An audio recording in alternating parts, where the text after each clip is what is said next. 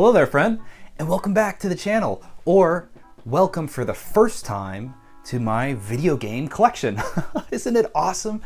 I just can't believe it. It's towering over me, and I've never had the opportunity in the 20 years that I've been collecting video games to show it off all at once. And so to have all 1,500 titles here behind me, ready to discuss, ready to just go, what do we want to play today? I don't know. What do we want to play? This is, let's play Ape Escape. Let's just go play Ape Escape. Let's just go throw it in the PlayStation 1. We're ready to go. Whereas before, it was storage box on storage box on storage box, which made it much more cumbersome just to enjoy all of these titles. So I've been away for a while. I've been taking the opportunity to put this together and to bring it to the channel. And so I was thinking about, how do I introduce my viewers to a 1,500 game display? Well, what I'm going to do is first show you a little bit about the layout and the style that I decided to choose for this first iteration. And then secondly, I'm going to show off the 10 rarest games that I have. And I think at least one of them is going to blow your mind. For me, it's definitely number one. So stick around to find out what that is. I'm curious to know your thoughts once you see it. And otherwise, before we jump into it, we'd like to say please like and subscribe and support small content creators if you like my content. I cover random game reviews, news, discussions on this channel, and will continue to do so going forward. And so if that is up your alley, maybe consider that. And so anyways, we're going to dive right in. Once we go through the layout, jump into number 10. So stick around, guys. So really my starting point for the collection was making an exciting display that I can just kind of have in the background.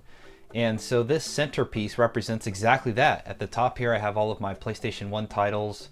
Some really cool items in here, such as the PlayStation Underground collections, which I nearly have every volume.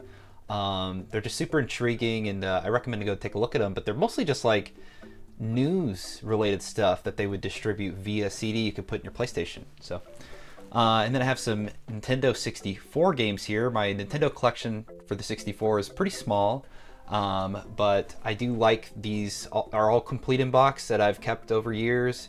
Maybe picked up a couple here and there.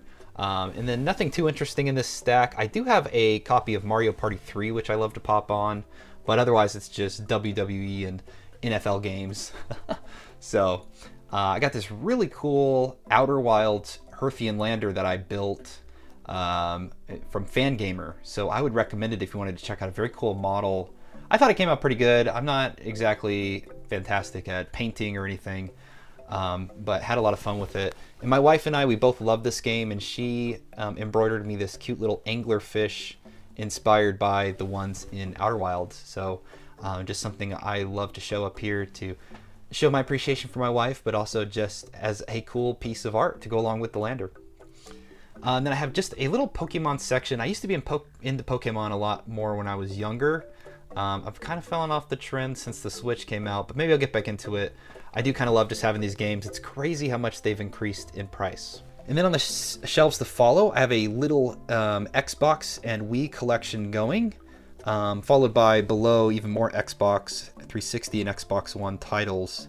But some of the gems on here for me have to definitely be my Super Nintendo collection, of which I just have games like Mario All-Stars and Super Mario World that I can pop in endlessly and play over and over again. There are a couple Super Nintendo titles I'm looking to get, like Earthbound and Chrono Trigger. Maybe they'll make their way into my collection someday soon. And then just some random PC games. I mean, I've had this copy of Half-Life 2 for a millennia. It's just so awesome that it's on PC here in my collection. Same with Morrowind and Diablo 2. I mean, these three games are staples of my PC gaming life. So, you know, those represent a big piece of the collection. And then where I spend most of my time these days is on PlayStation 5. So I have my PlayStation 5 titles kind of sprawled out, followed by a section of games that I'm looking to play in the near future. So if you're looking to see what I might review on the channel, these might be some of the games coming up. Next, I have all of my PlayStation 2 titles on the right side, and I think I have a pretty sizable PlayStation 2 collection these days. I find so much nostalgia in this console, and I just continue to love revisiting some of the games here and hopefully talking about them soon on my channel. And right after my PS2 stuff, I have some random collections that I've picked up. I'm not a huge limited edition, collector's edition kind of person, but I really needed to get my hands on Baldur's Gate 3 physical, followed by these random ones like Blood Rain Revamped. These ones were really hard to come across, but I was finally able to land a copy through Limited Run when they did a kind of reprint of some of their titles. Similarly, I got this Layers of Fear via pre-order from Limited Run Games, and I've had this copy of the Prey limited edition for a long time, and I reviewed that on the channel if you're interested in hearing my thoughts. But then below we just have some more PS5 stuff going on here, some PSVR titles, followed by the latter section of my PlayStation 3 collection, which I had to run somewhat across the bottom here. On the left shelf is all of my PS4 titles. I think PS4 or PS3 competitively might be my biggest collection. PS4 was the era in which I finally had the monetary kind of mobility to begin buying games a lot more frequently, and so that's what I was doing. I was just constantly buying games for the system. But PlayStation 3 was another generation that I just loved. I still love to this day. It was really kind of a foundational era for my enjoyment of gaming, and so I've just picked up so many PlayStation 3 games over the years, and I just completely love it. Okay, so first game on my list here is Robot Alchemic Drive. This is a PlayStation 2 title. This particular copy is in really great shape. It's a complete in-box copy, just a little sticker on the manual there. But this is a very neat game, published by Enix and brought to you by the developer who nowadays works on the Earth Defense Force games. Robot Alchemic Drive is a very interesting game where you play as a character who controls giant mech robots, attempting to protect a city, essentially. But the very interesting thing about the game, outside of its outrageously bad voice acting, which is hilarious, is the fact that you control the robot from the perspective of your player character. So it's never like you're on top, camera-wise, of the robot. So that makes it very unique and interesting. This game is pretty hard to come across, and I had put it first on my radar after watching Metal Jesus Rocks talks about it on his channel, a channel that I watch pretty frequently just to learn more about some of the cool games they're picking up and some of the things they're collecting. So yeah, definitely an interesting game, rare to come across, Robot Alchemic Drive. Ninth on my list here is a game I'm really excited to talk about, and that's Echo Knight Beyond. So I haven't actually completed this game, but it's a very cool survival horror game from the PlayStation 2 era developed by Age Tech, and there's another Echo Knight game that's on PlayStation 1 that is just as interesting that I want to pick up. But this one in particular, you are on a lunar space station that you have crash landed on, and your fiance has gone missing, and you're on a hunt to find her. But the interesting thing is that it's played from a very slow first-person perspective, and most of the game you'll spend time running from or healing ghosts around the space station so you can proceed forward and continue to learn more about what's going on here. So interesting puzzle game, interesting survival horror, pretty rare, and while this copy does have a little bit of water damage on the spine and is sadly missing its manual, it still somehow finds it into the upper echelons of the rarity and price of some of these titles that sell. So ninth here, Echo Knight Beyond. Okay, and number 8 on this list is Def Jam Fight for New York. Very hard game to come across nowadays.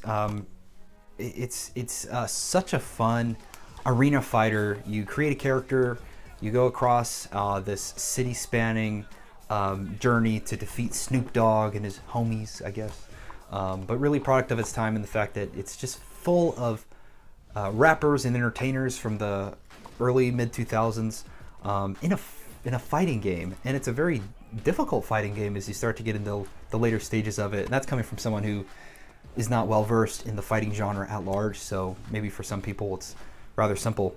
But I had a lot of fun with this game. I don't want to talk about it too much here right now because I will be reviewing it for the channel soon, but yeah, very cool copy, and this one is complete in box, little ripples on the manual, but otherwise quite well put together. I would definitely recommend checking this game out if you can find it and get your hands on it, or, you know, by other means. And at number 7, I have a sealed and brand new version of Dino Crisis. This is a PlayStation 1 game. Think of Resident Evil, except instead of zombies, it's all dinosaurs. And I've heard soon there might be some remakes of this game coming out, but Dino Crisis is really quite a gem, and I don't think ever had the exact level of hype that you get from Resident Evil, even though it totally deserves it. I've never beaten Dino Crisis, and I don't think I'll ever open this copy because it's been sealed for as long as it has. And I actually got this from a friend who was selling his collection, and he was very kind to allow me the opportunity to purchase some of these games. So it's super cool that it's here. I'm excited to talk about Dino Crisis in the future on the channel, but would definitely recommend this game if you haven't heard of it and you've been thinking of checking it out. But I just think it's so crazy that I have this in a new sealed copy. It really is just out of this world cool. And in at number 6 is the game Einhander. And this is a very sweet copy of Einhander. It's in well taken care of condition. You can tell the person who owned it before me loved it. And that was my friend, who also allowed me the opportunity to buy Dino Crisis from him, new and sealed. So Einhander is a very cool game. It's a side-scrolling shooter game for the most part, and basically there is a final assault on Earth, and you're playing as a pilot, basically on a suicide mission to take out the enemies and destroy some of the most monstrous bosses in the world. The shooter was developed by Squaresoft, which is very cool because I don't think this is a genre they dip their toes into too often, but with it they created an absolute masterpiece. Einhander is a game that you have to play, and I'm looking forward to, again, talking about this on the channel someday in the future. So it's just so cool to have it once more. Einhander, very cool game. Next, and in at number 5, is Pokemon Soul Silver. So this is my copy that I've had since the game originally came out, and it's still just in stellar condition. Some of these items, like the manual and the warning labels and stuff, I've never even taken out of the packaging. The only thing I still wish that I had was the original box that it came in, which was a fold-out box. And for a long time, I had it flattened and kind of stored away with my collection. But somewhere along the way, it's just one of those things that just got lost and so on. But unfortunately, or fortunately, I don't know, still very rare to find. It's the best Pokemon game, in my opinion. And it's cool, I haven't booted it up in a long time, but I even got the little pedometer still. I'd love to just go rocking it out in the city or something as I'm walking around, I guess. But Pokemon Soul Silver, you have to play this Pokemon game if you're a Pokemon fan. It's my favorite. I think it's pretty awesome. The next rarest game and 4th on the list is Pokemon Black 2. I don't know why this game had become so rare. I know that Pokemon has gone through its waves of popularity and nowadays is like more popular than it ever has been. But Pokemon Black 2, I remember when it originally came out, seemed to be like a nothing burger of a game. But it took a couple years, and I discovered this through my playthrough, that it was much more special than that.